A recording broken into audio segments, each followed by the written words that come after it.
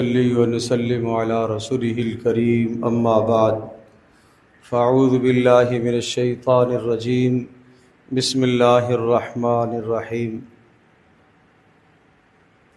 والفجر ولیال عشر والشفع والوتر واللیل اذا یسر هل فی ذلک قسم لذی حجر صدق اللہ مولانا العظیم وقال اللہ عز وجل لن تنالوا البر حتى تنفقوا مما تحبون وما تنفقوا من شيء فإن الله به عليم صدق اللہ مولانا العظیم رب اشرح لي صدری ويسر لي امری واحلل عقدۃ من لسانی يفقهوا قولی اللہم صل علی محمد وعلی آل محمد کما صلیت علی ابراہیم وعلی آل ابراہیم انک حمید مجید اللہم بارک علی محمد وعلی آل محمد کما بارکت علی ابراہیم وعلی آل ابراہیم انک حمید مجید۔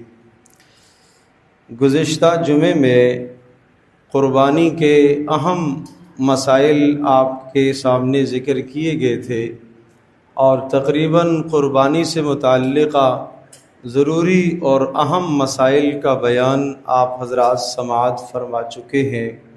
آج کی نشست میں اس سلسلے میں جو کوتاہیاں اور کمزوریاں ہیں ان کو بیان کروں گا۔ نیچے کرو، نیچے کرو، بس۔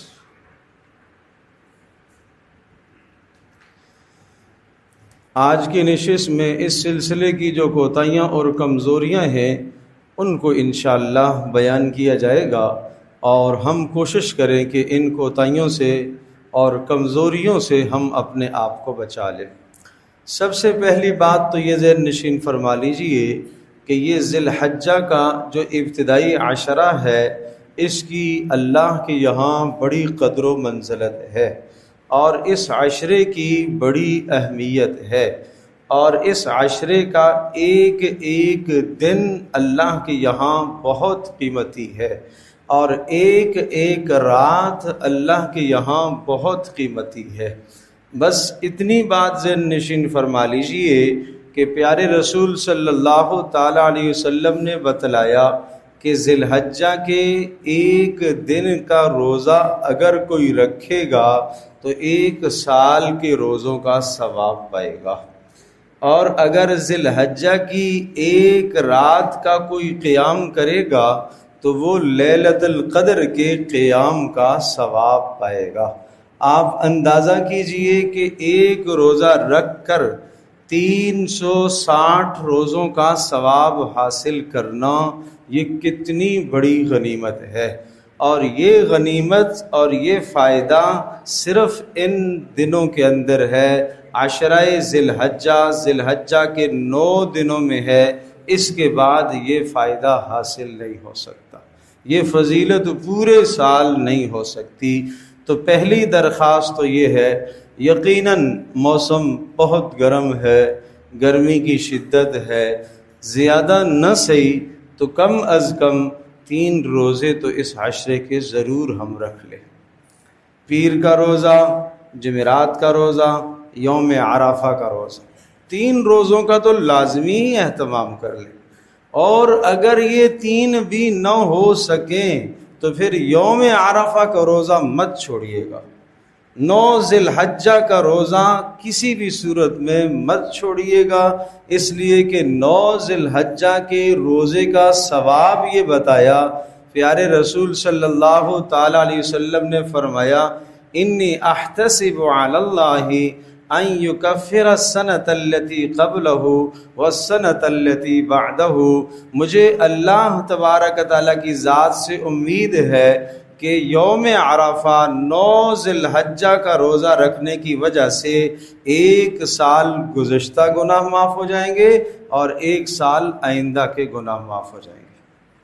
یہ فضیلتیں پورے سال نہیں مل سکتی آپ کو، یہ یوم عرفہ کے ساتھ خاص ہے، یہ 9 ذی الحجہ کے ساتھ خاص ہے، یہ سب فضیلتیں بعد میں نہیں مل سکتی۔ یہ فضائل کسی اور دن کسی اور مہینے میں نہیں حاصل ہو سکتے، لہٰذا ان فضائل کو حاصل کرنے کے لیے 9 کے 9 روزے ہو جائیں تو بہت اچھا، نہیں ہو سکے تو کم از کم 3 رکھ لیے جائیں، نہیں ہو سکے تو آخری درجہ وہ یوم عرفہ کا روزہ ہے۔ نمبر 2، دنوں کو کس طرح سے گزارنا ہے؟ دنوں کے اندر اپنی عبادات میں اضافہ کرنا ہے۔ کوشش یہ فرما لیں کہ فجر کی نماز باجماعت ادا کرنے کے بعد اشراق کے نوافل بھی ادا ہو جائے، اسی طرح سے چاشت کے نوافل بھی ادا ہو جائیں، اسی طرح سے ظہر کی نماز کے بعد کے نوافل بھی ادا ہو جائیں، عصر سے پہلے کی سنتیں غیر مؤکدہ بھی ادا ہو جائیں، اور مغرب کی نماز کے بعد اوابین بھی، عشاء کے نوافل بھی، اور رات تہجد بھی پڑھ لیجئے۔ اگر رات کو 4 کام آپ نے کر لیے، 4 کام آپ نے کر لیے تو لیلۃ القدر کا ثواب آپ پالیں گے۔ 4 کام اگر رات کو آپ نے کر لیے تو لیلۃ القدر کا قیام آپ پالیں گے۔ نمبر 1، رات کو باوضو ہو کر تھوڑی دیر تلاوت کر لیں۔ نمبر 2، کچھ نماز پڑھ لیں، 2، 4، 6، 8 رکعتیں نوافل ادا فرما لیں۔ نمبر 3، کچھ بیٹھ کر ذکر کر لیں۔ جس ذکر کی خاص تاکید اس عشرے میں کی گئی ہے وہ ہے سبحان اللہ والحمد للہ ولا الہ الا اللہ واللہ اکبر۔ ان کلمات کی تاکید کی گئی ہے کہ ان کلمات کو اس عشرے میں اہتمام کے ساتھ پڑھا جائے۔ تو رات کو 1 تسبیح ان اعمال کی پڑھ لیں، 1 تسبیح درود شریف کی پڑھ لیں، 1 تسبیح استغفار کی پڑھ لیں، اور اس کے بعد چوتھا کام دعا کر لیں، جم کر بیٹھ کر یکسو ہو کر کم از کم 20 منٹ آدھا گھنٹہ دعا میں اپنے آپ کو تھکائیں۔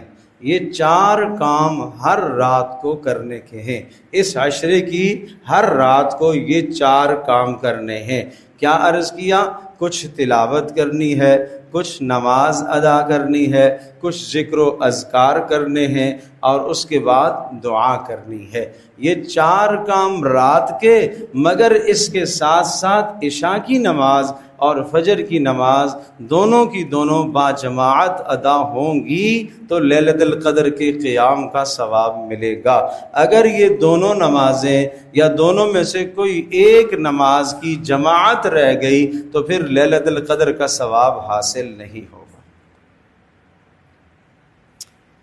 تو پھر ہمیں کیوں اپنا وقت ضائع کرنا چاہیے؟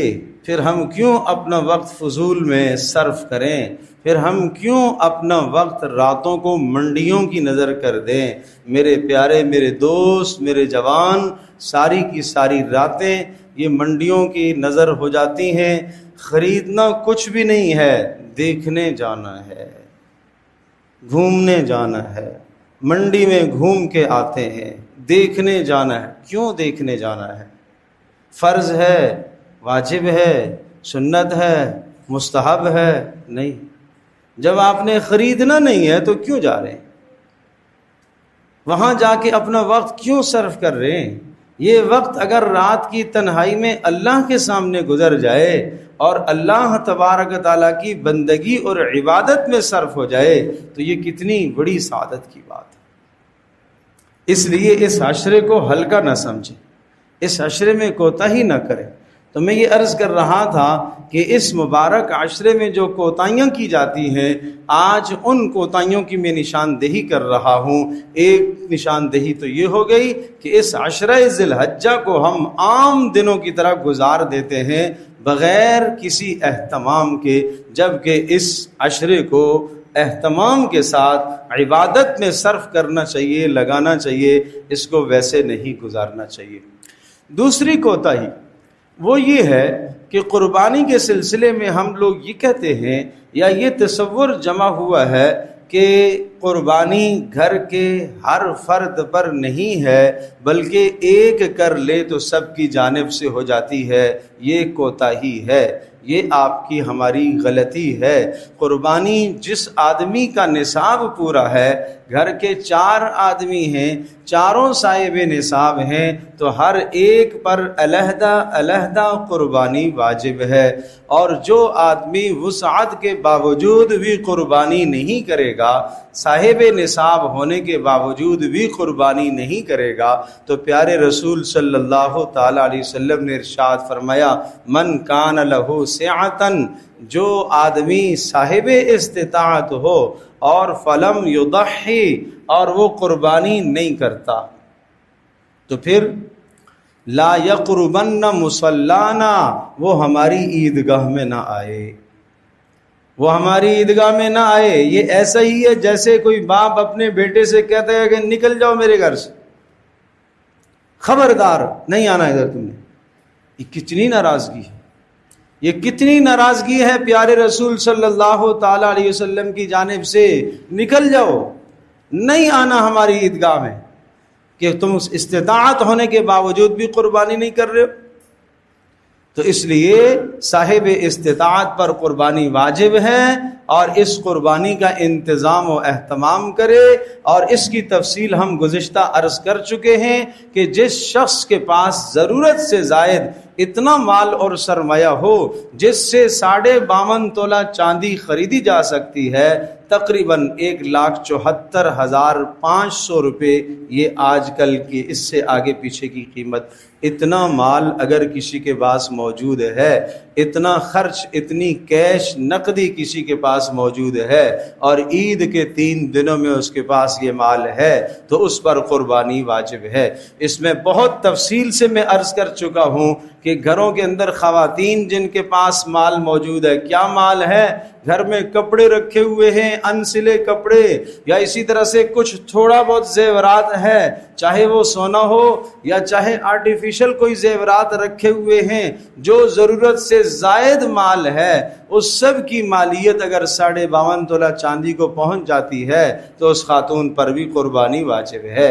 اگر 1 تولہ سونا ہے اور 1 تولہ سونا کے ساتھ ساتھ کچھ کیش بھی ہے، تو اس خاتون کی یہ 1 تولہ اور یہ کیش اگر 52.5 تولہ چاندی کو یقیناً پہنچ جاتی ہے تو اس خاتون پر بھی قربانی واجب ہے۔ وہ میرے دوست و احباب جن کے پاس 2 موبائل ہیں، 3 موبائل شوقیہ رکھے ہوئے ہیں، اور 2 اور 3 لاکھ کے موبائل ان کے پاس موجود ہیں، ایک ضرورت کا ہے، دوسرا شوقیہ رکھا ہوا ہے، لیپ ٹاپ ایک ضرورت کا ہے، ایک اور ماموں جان نے، تایا جان نے، چچا جان نے گفٹ میں دے دیا، ضرورت اس کی نہیں ہے مگر رکھا ہوا ہے۔ اس میرے عزیز کے پاس یہ ضرورت سے زائد مال موجود ہے، اگر اس ضرورت سے زائد مال کی قیمت 52.5 تولہ چاندی کی قیمت کو پہنچ جائے تو اس جوان پر بھی قربانی واجب ہے۔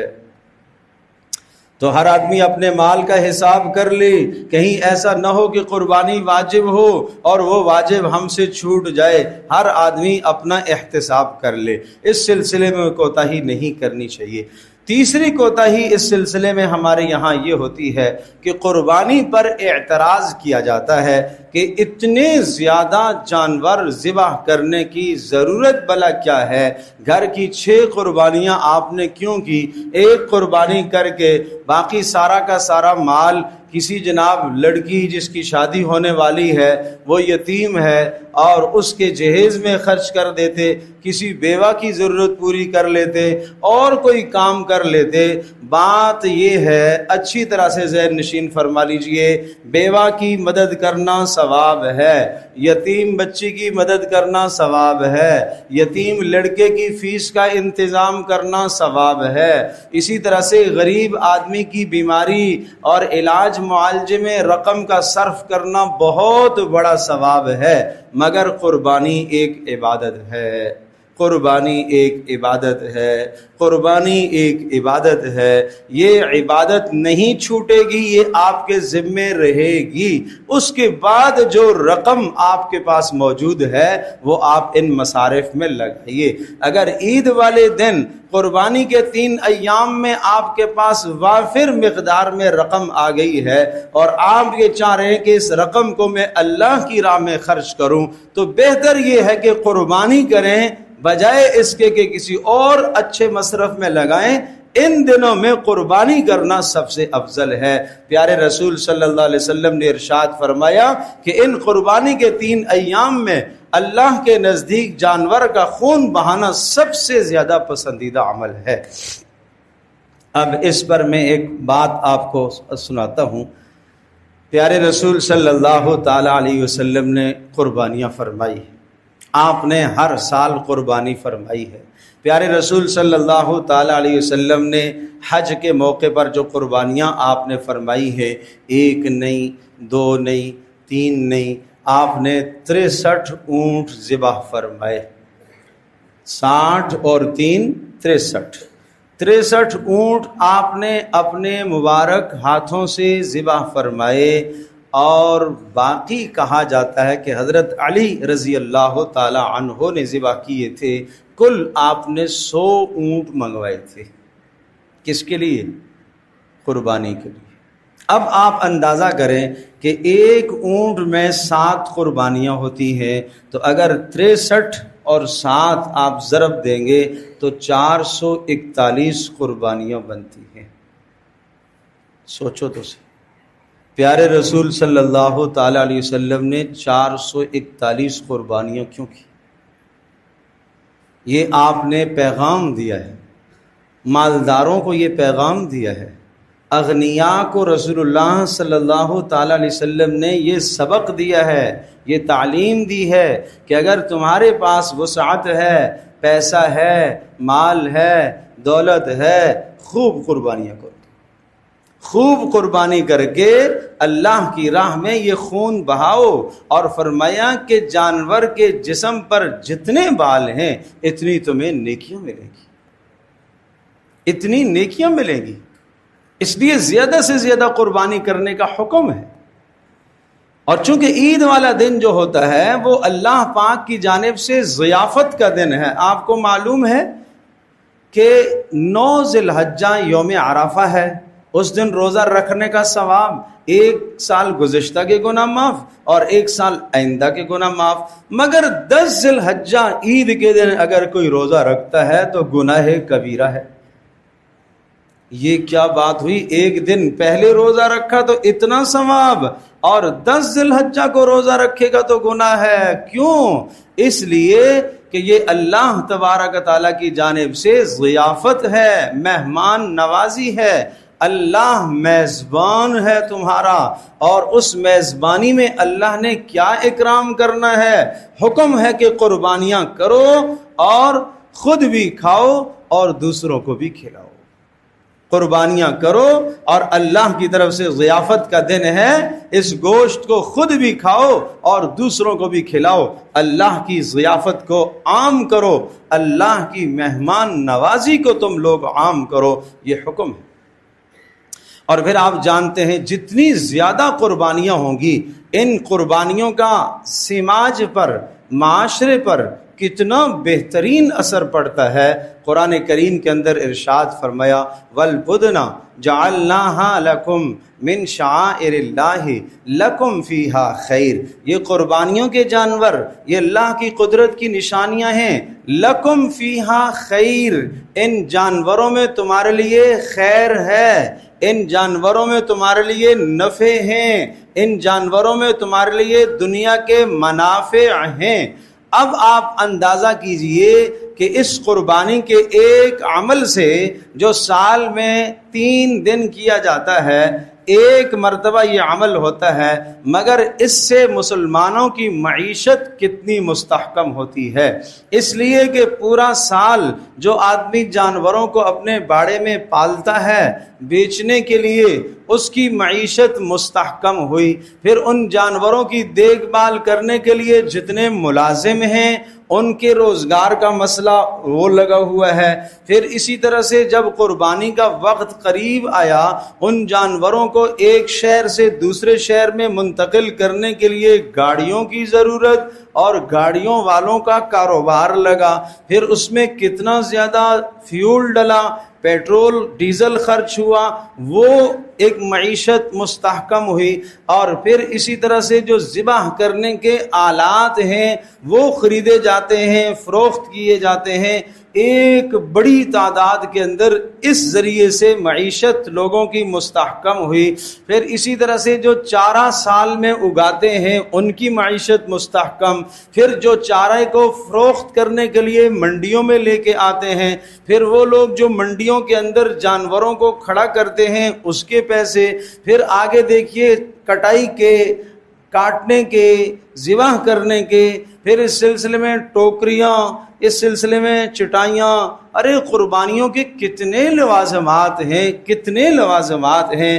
پھر آپ اندازہ کیجئے اس کے بعد جو کھالیں ہیں وہ کن کن مصارف میں صرف ہوتی ہیں، دینی مصارف میں صرف ہوتی ہیں۔ سال میں ایک بہت بڑا بجٹ مدارس کا ان کھالوں کے ذریعے سے بنتا ہے اور دین کی نشر و اشاعت ہوتی ہے۔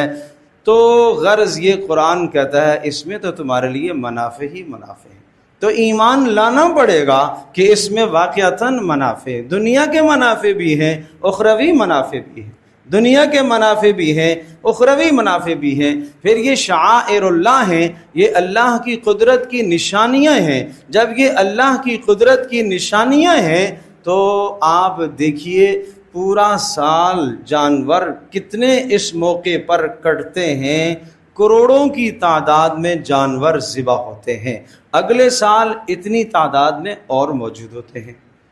کبھی ایسا نہیں ہوا کہ جناب منڈیاں بالکل مکمل طور پر 6 دن پہلے خالی ہو گئیں اور کوئی جانور مل ہی نہیں رہا، نہیں، اللہ کا نظام ہے، یمحق اللہ الربا ویربی الصدقات، اللہ حرام کو گھٹاتا ہے، صدقے کو اللہ بڑھاتا ہے، صاف ستھرے مال کو، حلال مال کو اللہ بڑھاتا ہے، حرام مال گھٹتا ہے۔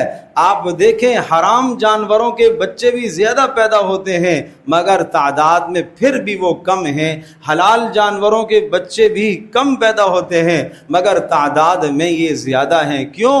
یہ اللہ کی قدرت کی نشانی ہے۔ اللہ نے اس سے ایک بات سمجھائی ہے کہ تمہیں یہ مشاہدہ کر لینا چاہیے کہ حرام مال وہ گھٹتا ہے، حلال مال بڑھتا ہے۔ جیسے یمحق اللہ الربا ویربی الصدقات، دیکھنے میں سود سے اضافہ ہوا مگر اضافہ تو نہیں ہوا، وہ گھٹ گیا۔ اللہ کہہ رہا ہے کہ گھٹ گیا ہے، دیکھنے میں صدقے میں کمی ہو گئی ہے، 100 روپے میں سے 10 دے دیے، 90 رہ گئے، مگر اللہ کہہ رہا ہے کہ یہ صدقہ بڑھتا ہے۔ اس پر ایمان لانا چاہیے۔ یہ ایک ظاہری مشاہدہ اللہ نے کروا دیا۔ تو اس سلسلے میں جو کوتاہیاں ہیں ان کوتاہیوں سے اپنے آپ کو بچایا جائے۔ چوتھی کوتاہی اس سلسلے کی ایک یہ ہم کرتے ہیں کہ قربانی اور زکوٰۃ کے نصاب کا فرق ہم نہیں سمجھتے۔ قربانی اور زکوٰۃ کے نصاب میں 2 طرح کا فرق ہے، 2 بالکل واضح فرق ہیں، ان فرق کو سمجھا جائے۔ زکوٰۃ کے اندر سونا، چاندی، نقدی، مال تجارت، یہ 4 چیزیں زکوٰۃ کے اموال کہلاتے ہیں۔ نمبر 2، ان 4 چیزوں کا آپ کے پاس سال کا ہونا ضروری ہے، سال گزرنا ضروری ہے۔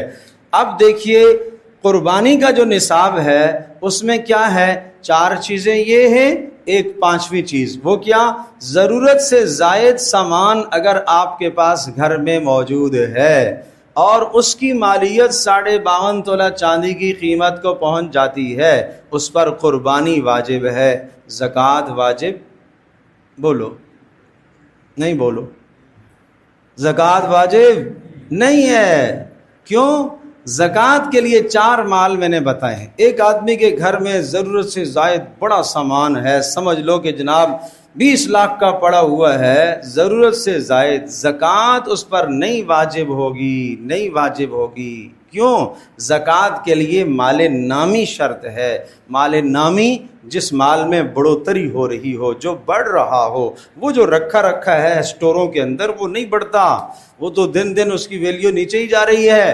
مال نامی ہے، بڑھنے والا مال، وہ ہے زکوٰۃ کا مصرف۔ نمبر 2، زکوٰۃ کے لیے سال کا گزرنا ضروری ہے، قربانی کے لیے سال کا گزرنا ضروری نہیں ہے۔ یہاں تک کہ عید والے دن بھی آپ کے پاس مال آ گیا اور آپ صاحب نصاب ہو گئے، 52.5 تولہ چاندی کی مالیت آپ کو مل گئی، کسی نے کسی کو گفٹ دے دیے، باپ کی طرف سے میراث میں 2 لاکھ روپے آگے اس کے ہاتھ میں، یا جناب کوئی اور کسی ذریعے سے حلال مال اس کو حاصل ہو گیا، اب یہ صاحب نصاب ہو گیا، قربانی اس پر واجب ہے۔ یہاں تک کہ 12 ذی الحجہ کے غروب سے پہلے بھی اگر اتنا مال آ گیا تو اس پر قربانی واجب ہے۔ یہ فرق ہے قربانی اور زکوٰۃ کے نصاب میں، اس کو سمجھنے کی ضرورت ہے۔ اسی طرح سے ایک خیال اس سلسلے میں یہ کیا جاتا ہے کہ قربانی کے جب ہم گوشت کو اپنے گھر میں لے کے آتے ہیں، کوئی شک نہیں سارا کا سارا گوشت اپنے گھر میں رکھنا بھی جائز ہے، بالکل بغیر کسی ادنا تأمل کے آپ سمجھیے گا کہ قربانی کا سارا گوشت رکھنا جائز ہے۔ ایک چیز جائز ہے مگر بہتر یہ ہے کہ اس کے 3 حصے کر دیے جائیں، ایک حصہ خود رکھا جائے، ایک حصہ اغنیاء کو دیا جائے اور ایک حصہ فقراء کو دیا جائے۔ یہ ہے بہتر طریقہ اپنی قربانی کا۔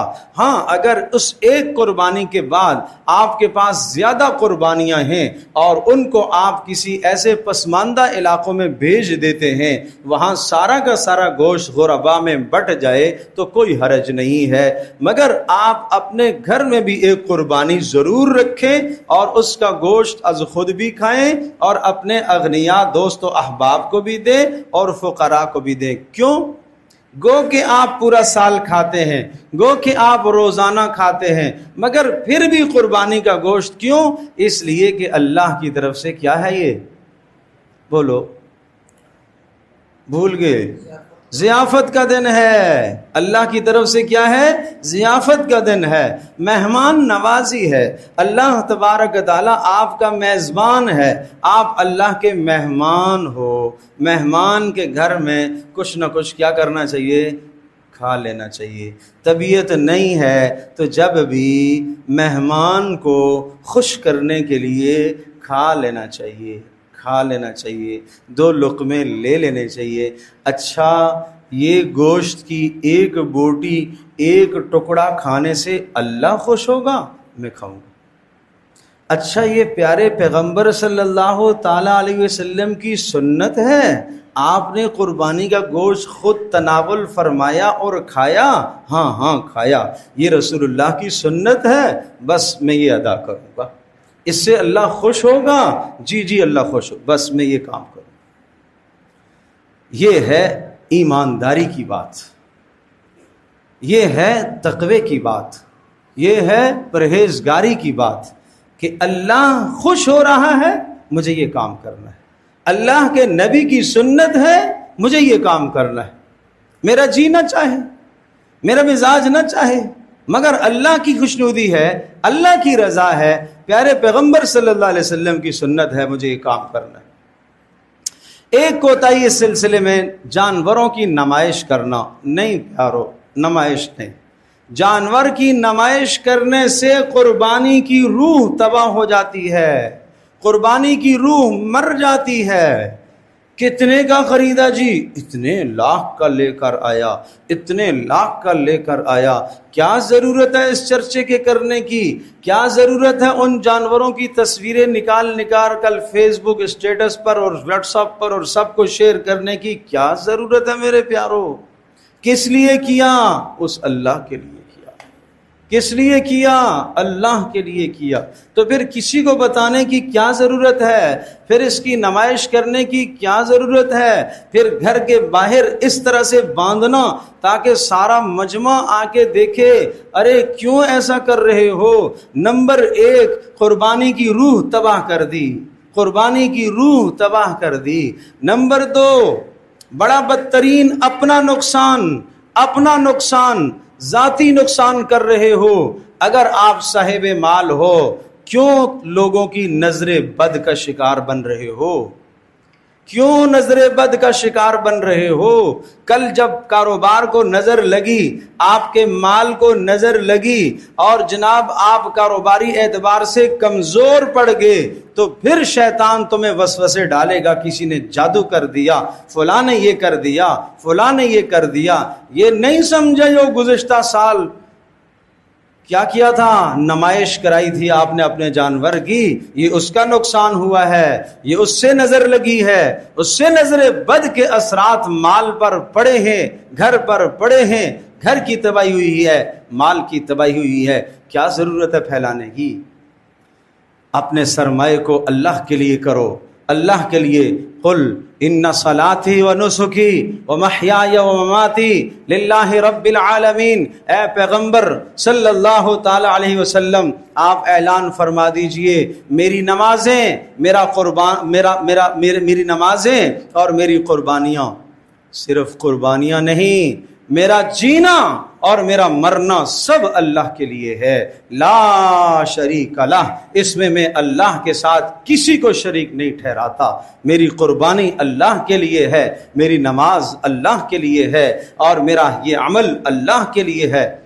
آج ہم یہ کہہ دیتے ہیں جناب اللہ تو نیتوں کو جانتا ہے، نمائش کرو دبا کر اور اللہ کی خلاف ورزی کرو دبا کر، سنت کے خلاف کرو اور قربانیاں کرو اپنی مرضی سے، اور کہو اللہ نیتوں کو جانتا ہے۔ مت یہ ظلم کرو، مت یہ ظلم کرو، مت یہ ظلم کرو، گناہ کرو خود اور شیطان پر لا حول پڑھو، یہ کام نہ کرو۔ خود اپنی تقدیر، خود اپنے مال کو، خود اپنی معیشت کو خراب کر رہے ہو نمود و نمائش سے، اور لا حول پڑھ رہے ہو شیطان پر، یہ کوئی اچھا طریقہ نہیں ہے۔